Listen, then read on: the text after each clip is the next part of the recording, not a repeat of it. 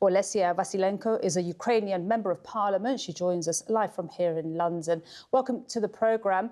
We just want to hear your thoughts on how you view what's being defined now as a refined peace framework to end the war after constructive talks in Geneva.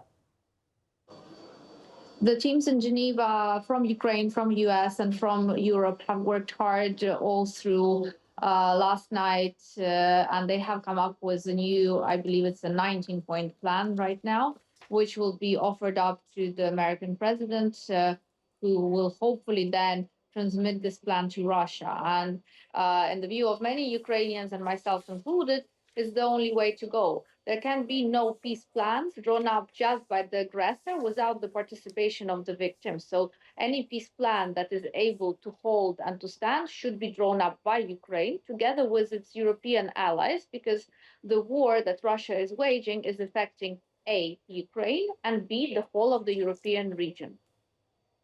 And what happens next with this 19-point plan, and how different is it from the 28-point proposal that the US had suggested? Well, let's start with the fact that the 19 points, at least they do not contradict themselves. And the fact that Ukraine's sovereignty is maintained is now reflected in every one of those points. This 19-point plan also provides a certain security guarantee for Ukraine, at least in the fact that Ukraine's numbers of its army and its capacity to defend itself does not get reduced. This 19-point plan is also very important for the sovereignty, not just of Ukraine, but also of all European member states and NATO member states for that matter as well, because now there is no point, no provision in that plan saying that NATO cannot be enlarged, and basically implying that anyone else but the NATO member states themselves can decide as to what NATO can and cannot do. And Lesia, how different is this to the original plan, which Kyiv, we had heard, and many European allies had described as simply a Russian proposal? Well, it did look like a Russia plan, because, to be honest, in that original document, there was nothing about Russia bearing the consequences of its wrongful act, of the aggression which it wages against Ukraine for over a decade now. In that original plan, it was expected that Ukraine would need to make compromises and further concessions to please the aggressor. Now, if you ask me or anyone, there's nothing about justice in such provisions. And if there's no justice, there is no hope for a long-term peace, which Ukraine, along with our European neighbors, can enjoy.